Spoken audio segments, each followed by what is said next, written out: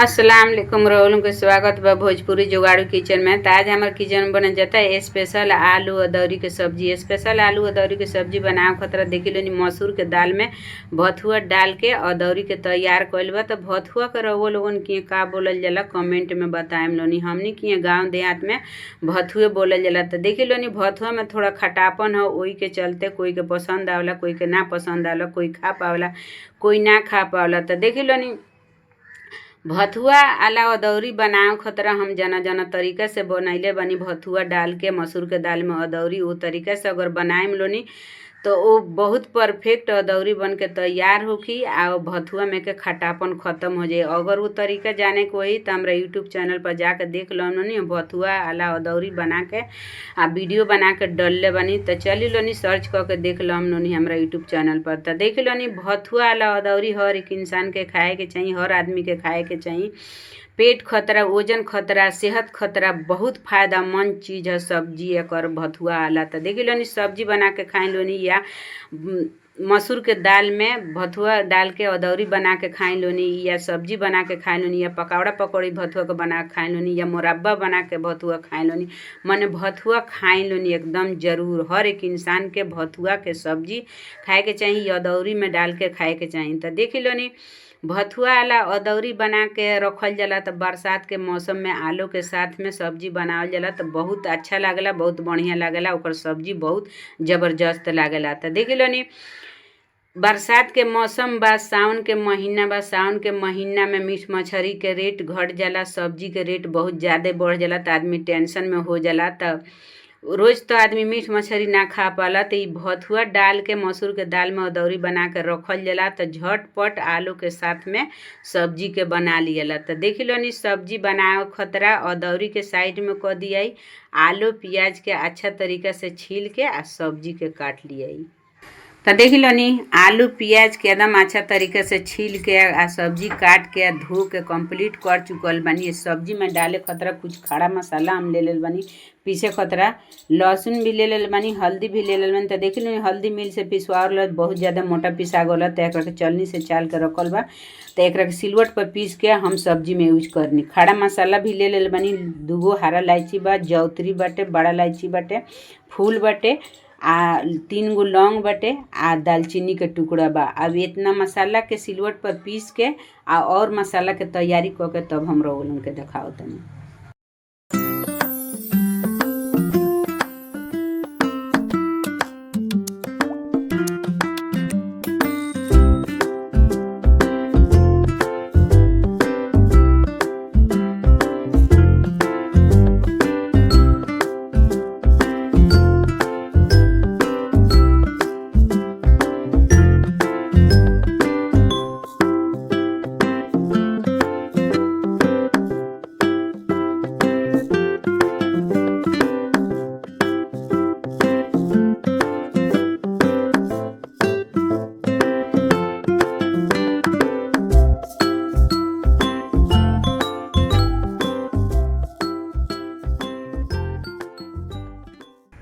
तो देख लो नी जन जन मसाला देखनी उ मसाला पीस के हम कंप्लीट कर चुकल बानी। लहसुन खड़ा मसाला आ हल्दी भी पीस के कंप्लीट कर चुकल बानी सिलवट पर।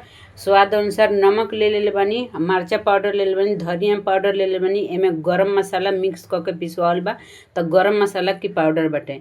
आ थोड़ा सा हम ले ले बानी मीठ मसाला। तो अब चली लोनी सब्जी के बना लिए। तो देखी लोनी सब्जी बनाए खतरा हम गैस चालू कर दिल बानी। गैस पर कढ़ाई रख दिल बानी, कढ़ाई में तेल डाल दिल बानी। तेल अच्छा से गरम हो गइल बा।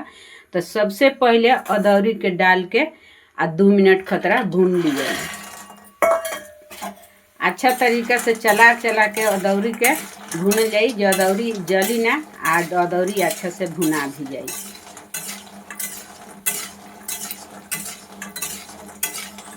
तो देख लोनी कितना अच्छा से अदौरी भुना चुकल बा। अदौरी के अब कढ़ाई से निकाल लिया। अदौरी एक दाना जलल नहीं है, अच्छा तरीका से भुना के कंप्लीट हो चुकल बा।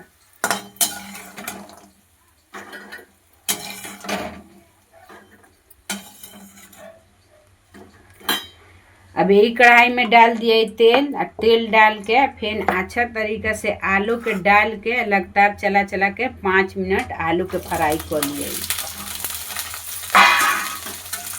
यही तरह लगातार चला चला के आलू के फ्राई क के तब रोल के देखाओ तनी।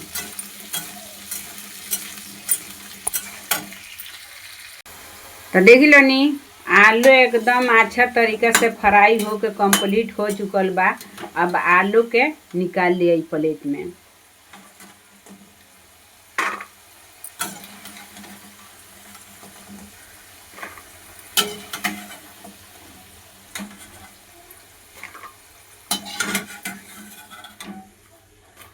अब यही तेल में डाल दिया तड़का जीरा मरचा के तेजपत्ता। जीरा मरचा के साथ में डालल जाला तो सब्जी तेजपत्ता जल जाला तो सब्जी के टेस्ट खराब हो जाला। तो सबसे पहले जीरा मरचा के तड़का दे दिया। जीरा मरचा थोड़ा सा गोल्डन ब्राउन हो जाई तब तेजपत्ता डालते आ प्याज के डाल दिए। तेजपत्ता जल जाला तो सब्जी के टेस्ट खराब हो जाला।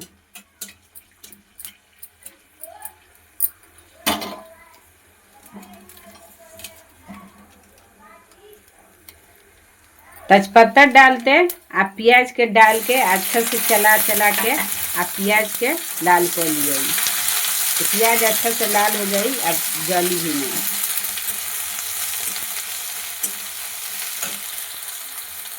तो देख लो नी प्याज एकदम अच्छा तरीका से लाल हो चुकल बा। अब पूरा मसाला के डाल दिया 1-2 मिनट मसाला के भून के आलू जन फ्राई कइल बा ओकरा के डाल के मसाला के साथ में भून लिए 5 मिनट तक ले। जे मसाला भी भुना जाई आलू भी गल जाई। तो देख लो नी हम मसाला पूरा डाल के और थोड़ा सा पानी एमे डाल देतनी। एकरा के 1-2 मिनट भून लिया। भूनला के बाद में जौन आलू फ्राई कइल बा ओकरा के डाल के आ मसाला के साथ में भून लिया 5 मिनट तक ले। जे आलू गल भी जाई आ मसाला अच्छा से भुना भी जाई। तो चली लो नी भून के आ तब रोन के देखाओ तनी। तो देख लो नी 2 मिनट मसाला के भूनले हो चुकल बा। अब एकरा में जौन आलू फ्राई को के रखल बा ओकरा में मसाला में डाल के एकरा के ढोक के अच्छा से चला चला के आ फ्राई कर लिए। अच्छा तरीके से आलू आ मसाला के भून लिए। जो मसाला आ आलू अच्छा तरीके से भुना भी जाई मसाला आ आलू भी गल जाई। तो चल लो नी यही तरह ढकते हुए आलू के आ मसाला के एक साथ में भून के आ तब रोल के देखाओ तनी।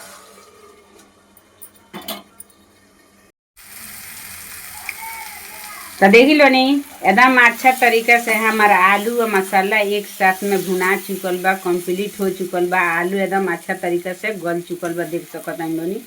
अब आलू आ मसाला के हिसाब से पानी थोड़ा ज़्यादा पड़ी काहे से जे में अदौरी डाले के बा। अदौरी जब डाल के बनावल जाला तो पानी बहुत ज़्यादा सोखेला। तो एमे थोड़ा ज़्यादा पानी डालल जाई सब्जी में तबे अदौरी के सब्जी अच्छा से बन पाई। तो चल लो नी अच्छा तरीका से भुना चुकल बा। अब एमे पानी डालतानी। अब सब्जी के एक उबाल लगावल जाई।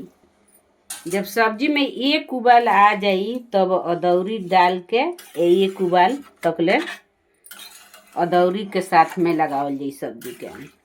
तो थोड़ा सा पानी कम पड़ता और थोड़ा सा हम डालतानी।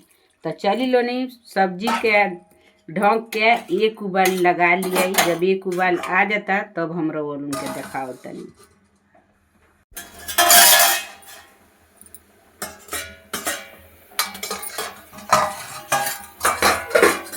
तो देख लो नी सब्जी में एक उबाल आ चुकल बाटे। अब अदौरी डाल के एक उबाल तकले सब्जी के पका लिए। काहे से जे ज़्यादा देर तकले अदौरी डाल के सब्जी के पकावल जाई तो अदौरी गल जाई अलग अलग हो जाई अदौरी तो सब्जी के टेस्ट खराब हो जाई। तो चल लो नी अदौरी डाल के एक उबाल तकले सब्जी के पका लिया।